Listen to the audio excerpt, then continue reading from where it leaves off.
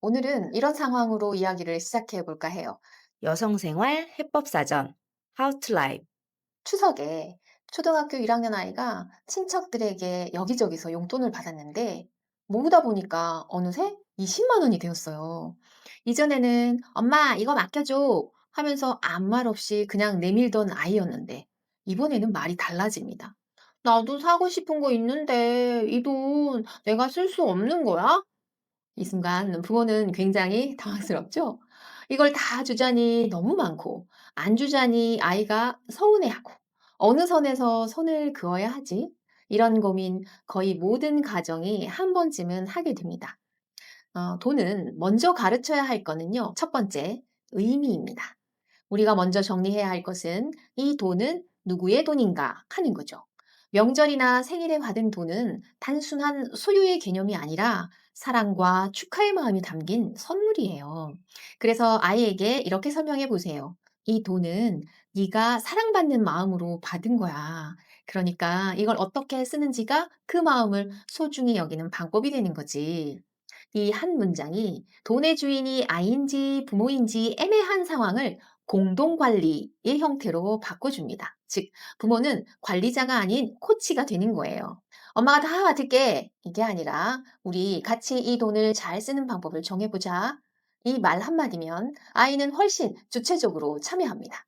두 번째, 아이에게 경제 개념을 처음 알려주는 시점이잖아요. 초등학교 1, 2학년은 돈을 즉시 욕구를 해결하는 수단으로 봐요. 돈이 있으면 사탕을 살 수 있겠다. 돈이 없으면 못 산다. 뭐 이 정도죠. 아직 미래 개념이나 가치 비교 개념이 발달하지 않았기 때문에 돈을 쓰면 사라진다는 감각부터 체득해야 합니다. 그래서 이 시기의 목표는 저축보다 경험 중심의 돈 사용 연습이에요. 예를 들어 500원을 주고 문방구에서 사탕을 2개 사보았던 경험. 이게 아이의 경제 수업 첫 장이에요.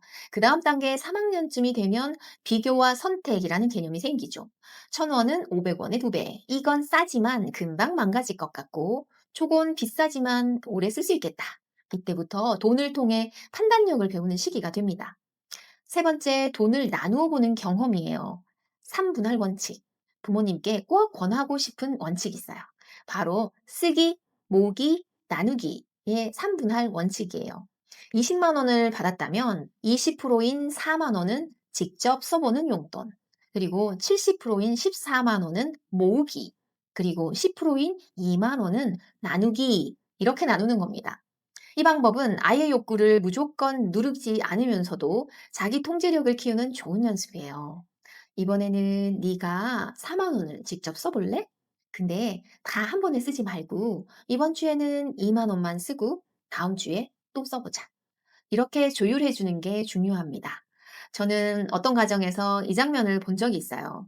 7살 아이가 명절 때 받은 돈으로 친구 생일 선물을 사주고 싶다는 거예요. 엄마는 처음에는 그 돈은 네 거니까 그냥 써 라고 했는데 나중에 아이가 스스로 이렇게 말했죠. 친구가 좋아하는 걸 사주는 게 더 기분이 좋아. 이 경험을 통해서 아이는 돈을 나를 위해서만 쓰는 게 아니다 라고 하는 경제적 공감 능력을 배우게 됩니다. 네 번째, 기다림의 힘을 기르는 소비 습관 필요하죠. 초등학교 저학년 아이들은 지금 당장 사고 싶다는 마음이 너무나 자연스러운 시기예요. 그래서 이때부터 기다리는 연습을 가르치는 게 핵심이에요. 이걸 저는 욕구 조절력 훈련이라고 부릅니다. 자, 예를 들어 아이가 이렇게 말해요. 엄마, 저 장난감 갖고 싶어요. 이 돈으로 지금 사면 안 돼요? 그때 이렇게 말해 보세요. 지금 바로 사면 좋을 수도 있지만 일주일만 기다려 볼까?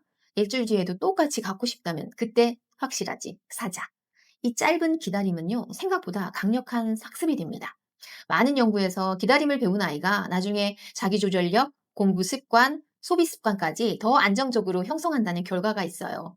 기다림은 단순히 참는 게 아니라 내가 진짜 원하는 걸 찾는 과정이에요. 그래서 아이가 기다림 끝에 물건을 샀을 때 부모가 이렇게 말해주는 게 좋겠죠. 기다려서 산 거라 그런지 더 소중하게 느껴지지? 그 한마디가 소비 철학을 만들어주니까요. 다섯 번째, 부모의 경제 태도가 바로 교과서입니다. 아이가 부모 말보다는 행동을 통해 배우잖아요. 용돈은 잘 써야 돼. 이 말보다는 부모가 소비를 대하는 태도, 그게 훨씬 더 큰 교육이에요. 예를 들어, 마트에서 엄마가 이건 세일하니까 사야지 하는 대신에 지금 꼭 필요한 건 아니니까 다음에 사자 라고 말하는 모습을 보여준다던가 급한 일 후에 아빠가 "어 오늘은 커피를 사 먹지 말고 집에서 마시자."라고 말하는 순간, 뭐 이런 순간들이 아이들의 머릿속에서 '소비란 선택하는 일이야.'라고 하는 개념을 새겨 주는 거죠. 그래서 저는 부모님께 이렇게 말씀드려요. "아이의 돈 교육은 부모의 소비 언어에서 시작된다." 부모가 돈 이야기를 숨기지 말고 생각의 소리를 들려주세요. "엄마도 사고 싶은 게 있었는데 이번 달엔 필요한 걸 먼저 샀어." 이렇게 하는 대화는 아이에게 돈을 감정적으로 대하지 않는 태도로 가르칩니다. 위에 정리된 내용을 참고로 저의 가정에서의 적용 사례를 말씀드릴게요. 세뱃돈을 큰아이가 30만 원을 받았고 둘째 아이가 15만 원을 받았네요. 그래서 두 아이를 앞에 놓고 의논을 함께 했습니다. 엄마는 너희들이 돈을 저축할 줄도 알고 돈을 잘 사용하기도 했으면 좋겠어. 나를 위해서도 잘 사용하고 다른 사람을 위해서도 사용하는 기쁨, 그걸 좀 알았으면 좋겠거든? 얼마 정도를 저축하면 좋을까? 이렇게 물은 다음에 아이들이 다양한 의견을 내잖아요. 그러면 그 의견을 조용히 듣고 조율한 결과로 저희 집은 절반 정도는 2년짜리 자율적금 통장을 만들어서 용돈이 생길 때마다 넣기로 했어요. 절반의 돈으로 내 것도 사고 친구의 생일 선물도 사는 용도, 즉 다른 사람에게 선물을 사주는 용도로 쓰기로 했어요. 그 대상이 가족이 될 수도 있고 친구가 될 수도 있겠죠. 그래서 그 절반의 돈을 각자 가계부 적듯이 장부를 하나씩 가지고 관리를 하기로 했답니다. 큰아이의 장부에서는 앞에서 시작하는 건 개인 용돈 장부, 중간쯤에서 시작하는 것은 선물 장부, 이렇게 정해놓고 기입하기로 했어요. 돈은 장부에 같이 넣어 놓고요. 그래서 다른 사람을 위해 사용하는 용돈은 주로 생일 선물로 나가더라고요. 나를 위해서 사용하는 용돈에 있어서는 목적 없이는 인출하지 않는 걸로. 그래서 무엇을 구입할 것인지 신중해지고 그리고 계획적으로 좀 사용할 수 있도록 유도를 했고요.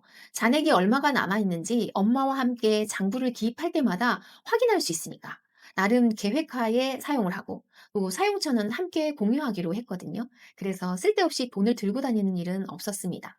이 계획과 실행의 수정은 2년 단위로 하기로 합의를 보았어요. 자, 이때 가장 중요한 것은요.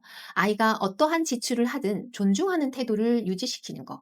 간간히 구입한 물건에 만족해? 라고 물어봐 주는 정도로만 하는 것이었어요. 아주 중요한 핵심 태도입니다. 2 년이 지난 뒤에는요. 그 퍼센테이지 저희 집에서는 50% 25% 25% 즉 저금을 50% 나에게 사용하는 돈 25% 그리고 다른 사람을 위해 사용하는 거 25%에 대한 퍼센테이지였잖아요. 이거를 2년 뒤에 다시 회의를 통해서 그 사용처에 대한 제한이라든지 또 그 퍼센테이지 변동이라는 거를 회의를 통해서 다시 조율할 수가 있는 거죠. 이렇게 되면 아이들은 부모를 신뢰합니다. 내 돈이 어느 정도 어떻게 쓰여 있는지, 그리고 어떻게 남아 있는지, 나는 어떻게 쓸 것인지, 이렇게 하면 되겠다, 저렇게 하면 되겠다라고 하는 희망적인 계획을 세울 수도 있어서 부모를 잘 따르게 됩니다.